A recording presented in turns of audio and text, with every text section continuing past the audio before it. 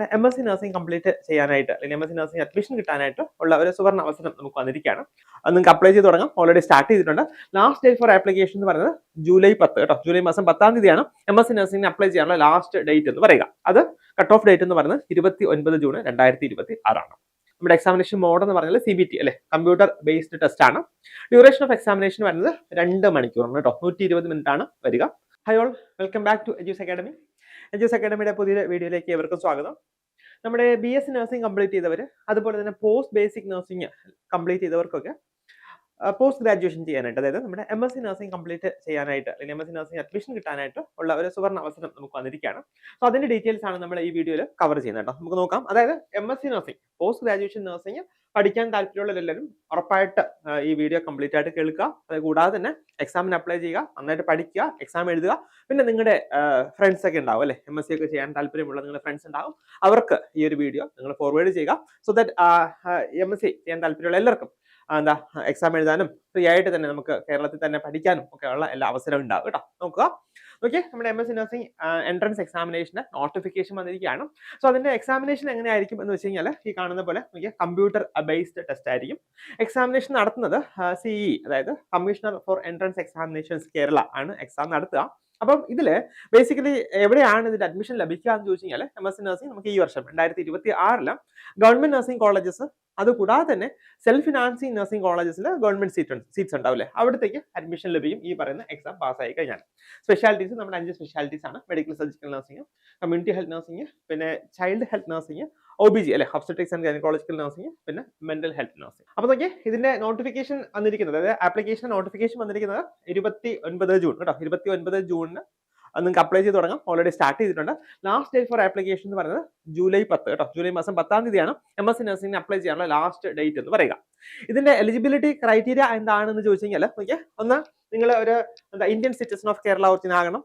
അതല്ല എങ്കിൽ ഇപ്പം മലയാളികളല്ല എന്നുണ്ടെങ്കിൽ son or daughter of non Keralite parents who obtain BSc nursing from a nursing college in Kerala. അതായത് പാരന്റ്സ് നോൺ കേരളൈറ്റ് ആയിക്കോട്ടെ, പക്ഷെ നിങ്ങൾ BSc നഴ്സിംഗ് നമ്മുടെ കേരളത്തിൽ തന്നെ പഠിച്ചവരാകണം. അതല്ല എങ്കിൽ non Keralite who has resided in Kerala continuously for at least 5 years. Non Keralite ആകാം, പക്ഷെ 5 വർഷം കണ്ടിന്യൂസ് ആയിട്ട് നമ്മൾ കേരളത്തിൽ താമസിച്ചിട്ടുള്ളവർ തന്നെ ആകണം. അപ്പൊ നോക്കിയേ, ഇതിന്റെ ക്വാളിഫിക്കേഷൻ ഈ പറയുന്ന MSc nursing entrance examination apply ചെയ്യാനുള്ള ക്വാളിഫിക്കേഷൻ എന്താണെന്ന് ചോദിച്ചാൽ നോക്കിയാൽ, ഒന്ന് റെഗുലർ BSc നഴ്സിംഗ്. അപ്പം BSc നഴ്സിംഗ് ആയിക്കോട്ടെ, പോസ്റ്റ് ബേസിക് BSc നഴ്സിംഗ് ആയിക്കോട്ടെ, രണ്ടും റെഗുലർ ആയിട്ട് നമ്മൾ കംപ്ലീറ്റ് ചെയ്തവരാകണം. പിന്നെ നോക്കിയാൽ മിനിമം ഒരു 55% മാർക്ക് കേട്ടോ. മിനിമം 55% മാർക്ക് ഈ പറഞ്ഞ BSc നഴ്സിംഗോ അതല്ല FGN കഴിഞ്ഞിട്ട് പോസ്റ്റ് ബേസിക് BSc നഴ്സിംഗ് ചെയ്തവർക്കോ 55 മാർക്ക് ഉണ്ടാകണം. പിന്നെ അതുകൂടാതെ നോക്കിയേ, നമുക്ക് 1 വർഷം എക്സ്പീരിയൻസ് കേട്ടോ, 2 പേർക്കും, അതായത് 2 കൂട്ടർക്കും, ഈ BSc നഴ്സിംഗ് കഴിഞ്ഞവർക്കും പോസ്റ്റ് ബേസിക് BSc നഴ്സിംഗ് കഴിഞ്ഞവർക്കും 1 വർഷത്തെ മിനിമം എക്സ്പീരിയൻസ് ഉണ്ടാകണം.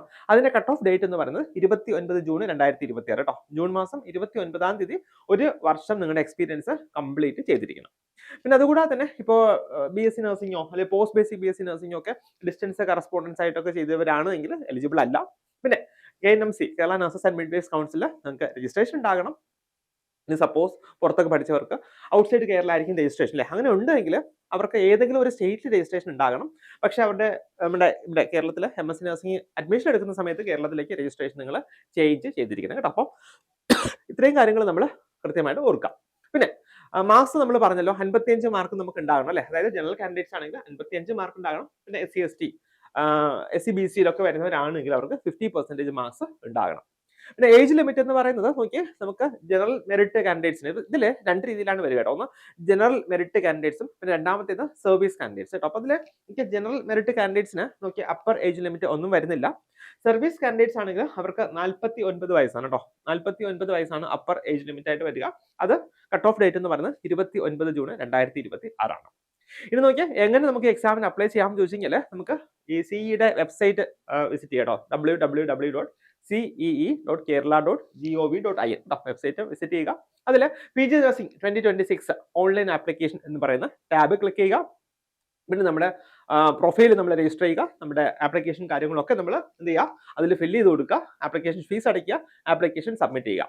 പക്ഷേ ഇവിടെ നിന്ന് നമ്മൾ ആപ്ലിക്കേഷൻ സബ്മിറ്റ് ചെയ്തതിന് ശേഷം ഒരു ഡോക്യുമെന്റ് നമ്മൾ CEയിലേക്ക് അയക്കേണ്ട കാര്യമില്ല കേട്ടോ.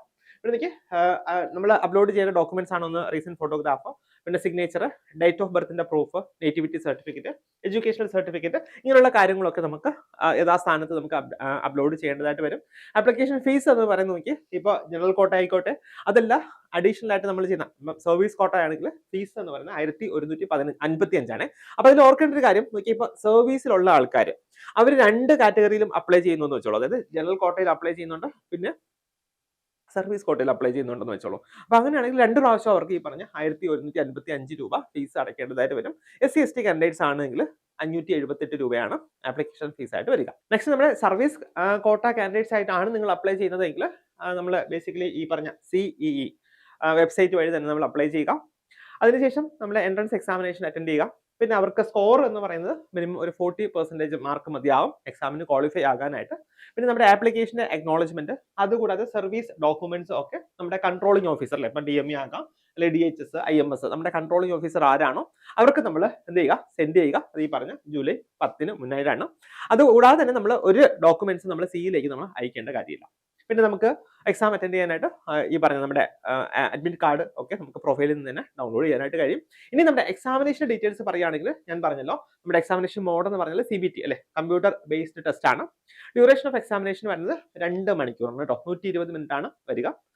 ടോട്ടൽ ക്വസ്റ്റ്യൻസ് എന്ന് പറഞ്ഞാൽ നോക്കി 200 ക്വസ്റ്റ്യൻസ് ആണ്, 200 മൾട്ടിപ്പിൾ ചോയ്സ് ക്വസ്റ്റ്യൻസ് ആണ്. എക്സാമിനേഷൻ ഡേറ്റ് ഈ വരുന്ന ജൂലൈ മാസം 26-ാം തീയതിയാണ്. എക്സാമിനേഷൻ സെന്റേഴ്സ് വരുന്നത് ട്രിവാൻഡ്രം, എറണാകുളം, കാലിക്കറ്റ് ഒക്കെയാണ് എക്സാമിനേഷൻ സെന്റേഴ്സ് വരുന്നത്. അപ്പോൾ നിങ്ങൾ എക്സാമിന് വേണ്ടി അപ്ലൈ ചെയ്താൽ മാത്രം പോരാ അല്ലെ, എക്സാമിന് വേണ്ടിയുള്ള പ്രിപ്പറേഷൻസ് കൃത്യമായിട്ട് നന്നായിട്ട് തന്നെ കൊണ്ടുപോകാം. ഓൾറെഡി കുറെ കുട്ടികളൊക്കെ പ്രിപ്പയർ ചെയ്യുന്നുണ്ടാവും. ഇൻ കേസ് നിങ്ങൾ ലാസ്റ്റ് മിനിറ്റ് റെഡി അല്ല, ഇതുവരെ നിങ്ങൾ പഠിച്ചിട്ടില്ല എന്നുണ്ടെങ്കിൽ നമ്മുടെ ക്രാഷ് ബാച്ച് നമ്മളിപ്പോൾ സ്റ്റാർട്ട് ചെയ്തിട്ടുണ്ട്. നമുക്ക് 4-ാം തീയതിയാണ് ക്ലാസ്സുകൾ സ്റ്റാർട്ട് ചെയ്യുക. അപ്പോൾ നിങ്ങൾക്ക് ക്രാഷ് ബാച്ചിൽ ജോയിൻ ചെയ്യാം. അതിൽ നമ്മുടെ ക്ലാസ്സുകൾ ഉണ്ടാകും. പിന്നെ ഫ്രീ ആയിട്ടുള്ള നമ്മുടെ PPT നോട്ട്സ്, പിന്നെ ക്വസ്റ്റ്യൻസ്, എൻ്റെ സപ്പോർട്ട് കാര്യങ്ങളൊക്കെ ഉണ്ടാകും. അതുകൂടാതെ നമുക്ക് മോഡൽ ടെസ്റ്റുകൾ ഉണ്ടാകും. അതിന്റെ ലൈവ് ആയിട്ടുള്ള ക്വസ്റ്റ്യൻ ഡിസ്കഷൻസ് കാര്യങ്ങളൊക്കെ ഉണ്ടാകും. അപ്പോൾ നിങ്ങൾ എല്ലാവരും നന്നായിട്ട് പഠിക്കുക. ഇപ്പോൾ BSc-യും പോസ്റ്റ് ബേസിക് ഒക്കെ കഴിഞ്ഞവർക്ക് MSc നഴ്സിംഗ് അല്ലെങ്കിൽ പോസ്റ്റ് ഗ്രാജുവേഷൻ എന്ന് പറയുന്ന ഒരു സ്വപ്നം നിങ്ങൾക്ക് സാക്ഷാത്കരിക്കാൻ സഹായിക്കട്ടെ. സോ ഞാൻ ഈ വീഡിയോ വൈൻഡ് ഓഫ് ചെയ്യാണ്. എല്ലാവർക്കും ഓൾ ദി ബെസ്റ്റ്.